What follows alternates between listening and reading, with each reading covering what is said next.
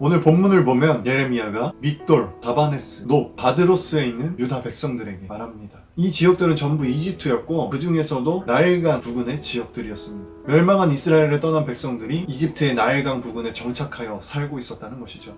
여러분, 그런데 이집트에서 나일강이라고 하면은 매우 중요한 위치입니다. 나일강을 중심으로 해서 이집트의 문명이 발달했다고 해도 과언이 아닐 정도로 나일강은 이집트에게 있어서 아주 중요한 지리적 위치를 차지하고 있었습니다. 그렇게 좋은 위치를 이스라엘의 피난민들에게 내어준 것입니다. 갑자기 오랜만에 돌아온 이스라엘 백성들이 반가워서 그랬을까요?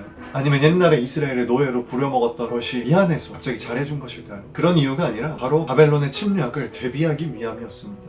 이스라엘을 무너뜨린 바벨론은 멈추지 않았습니다. 오히려 이집트까지 정복하기 위해서 그들은 준비하고 있었습니다. 바벨론의 전략은 언제나 최소한의 피해로 최대한의 효과를 내는 것이었습니다. 때문에 그들이 이집트를 공격해온다면 가장 중요한 나일강을 중심으로 공격해올 것이 분명했습니다. 실제로 바벨론은 그렇게 나일강을 따라서 공격해 들어옵니다. 딱 그 위치에 이스라엘의 피난민들을 방패막이로 세워놨던 것입니다. 그렇게 해서라도 바벨론의 군대의 침입을 조금이라도 늦춰보자 했던 것이죠.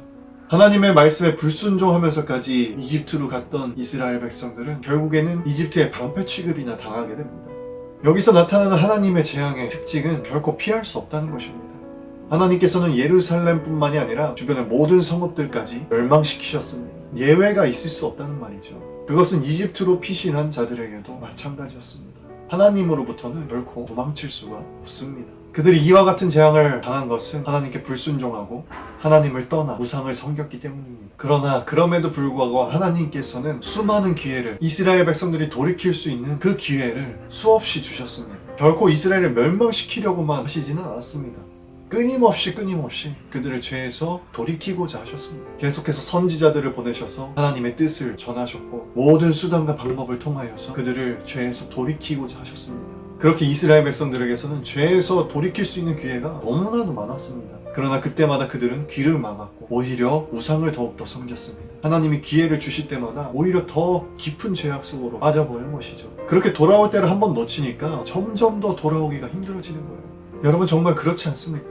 한 번 놓치면 다음에는 붙잡기가 더 힘듭니다. 하나님께서 기회를 주실 때 바로바로 순종하는 것이 가장 최선이라는 것입니다. 하나님께서 기회를 주실 때 바로바로 순종하게 되기를 소망합니다. 한 번 때를 놓치면 점점 더 순종하기 힘들어집니다. 그렇게 나중에 가서는 후회해도 소용이 없습니다.